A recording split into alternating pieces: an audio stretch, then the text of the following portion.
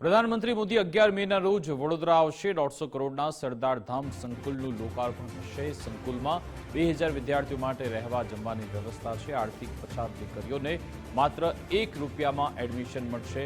વિદ્યાર્થીઓને યુપીએસસી અને જીપીએસસીની ખાસ તાલીમ મળશે। પીએમ મોદીને સોનાના સરદાર ગૌરવ રત્નથી સન્માનિત કરાશે। 500 કરોડની વિદ્યા સહાય યોજનાનું પણ લોકાર્પણ કરાશે।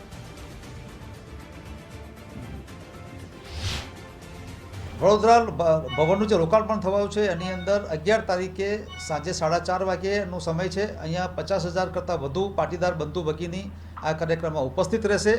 અને આ જે છાત્રાલય બન્યું છે માત્ર છાત્રાલય નથી, પરંતુ 1000 દીકરા અને 1000 દીકરીઓ માટેના સર્વાંગી વિકાસનું પ્લેટફોર્મ પૂરું પાડતું એક ઇન્સ્ટિટ્યૂટ છે। સાથે સાથે અમારા સૌના માટે ગૌરવની બાબત એ છે, પાટીદાર સમાજ માટે અને આપણા ગુજરાત માટે, કે આદરણીય પ્રધાનમંત્રી શ્રી જ્યારે પધારવાના છે ત્યારે માત્ર લોકાર્પણ નહીં, પરંતુ લોકાર્પણની સાથે સાથે આખા ગુજરાતના પાટીદાર સમાજની જે મુખ્ય સંસ્થાઓ છે એ મુખ્ય સંસ્થાના પ્રતિનિધિઓ આખા ગુજરાતના પાટીદાર સમાજ વતી આદરણીય પ્રધાનમંત્રીશ્રીનું અભિવાદન પણ કરવાના છે। પાટીદાર સમાજ દ્વારા તૈયાર કરવામાં આવેલ સરદાર ધામ 3નું લોકાર્પણ છે તે વડાપ્રધાન નરેન્દ્ર મોદીના હસ્તે કરવામાં આવશે। આગામી 11 તારીખે વડાપ્રધાન છે તે આ જે સરદાર ધામ 3 છે તેનું લોકાર્પણ કરશે। આખું આ જે સરદાર ધામ છે તે 4.75 લાખ સ્ક્વેર ફૂટની અંદર તૈયાર કરવામાં આવ્યું છે। સાથે સાથે 150 કરોડના ખર્ચે આખું આ જે ધામ છે તે તૈયાર થયું છે।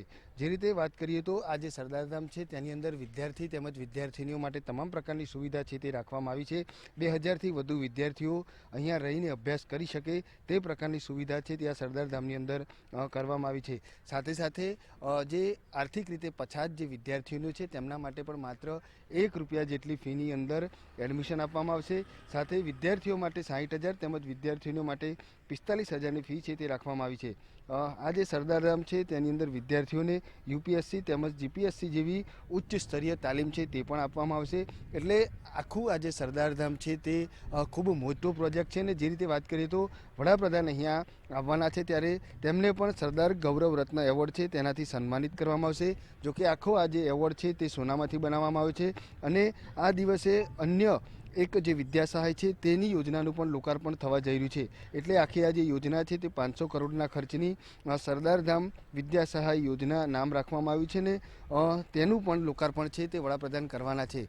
જોકે મધ્ય ગુજરાતનું સૌથી મોટું આ જે પાટીદાર સમાજનું સરદાર ધામ 3 છે તે બનાવવામાં આવ્યું છે। આ પહેલાં પણ 2 સરદાર ધામ છે તે અન્ય જગ્યાએ બની ચૂક્યા છે, પરંતુ 9 જિલ્લાને જોડતું આખું આ જે સરદાર ધામ 3 છે કે જે પાટીદાર સમાજે બનાવ્યું છે। અને જે રીતે તમામ સુવિધાઓ છે કે આ સરદાર ધામની અંદર રાખવામાં આવી છે, ખૂબ વિશાળ પ્રતિમા છે સરદાર સાહેબની, તે પણ અહીંયા મૂકવામાં આવી છે। એટલે બિલકુલથી મધ્ય ગુજરાત માટે સૌથી મોટો આ પ્રોજેક્ટ બની રહેવાનો છે અને ખાસ કરીને વડાપ્રધાનના હસ્તે આ જે પ્રોજેક્ટ છે તેનું લોકાર્પણ થવા જઈ રહ્યું છે। એટલે મોટી સંખ્યામાં લોકો છે તે લોકાર્પણના દિવસે પણ ઉપસ્થિત રહેવાના છે અને તમામ પ્રકારની જે તૈયારીઓ છે તે હાલ પાટીદાર સમાજ દ્વારા કરવામાં આવી છે। રોડ રસ્તા હોય અથવા તો અન્ય પ્રકારની સુવિધા હોય એ તમામને અત્યારે રંગો રોગાન કરવામાં આવી રહ્યું છે। અને જ્યારે પ્રધાનમંત્રી અહીંયા આવી રહ્યા છે ત્યારે તેમની સુરક્ષા વ્યવસ્થાને લઈને પણ તમામ તકેદારી છે તે રાખવામાં આવી રહી છે।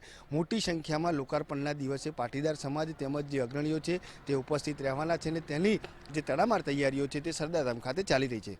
કેમેરામેન ડીકે સોલંકી સાથે અલ્પેશ સુથાર, ગુજરાત ફર્સ્ટ।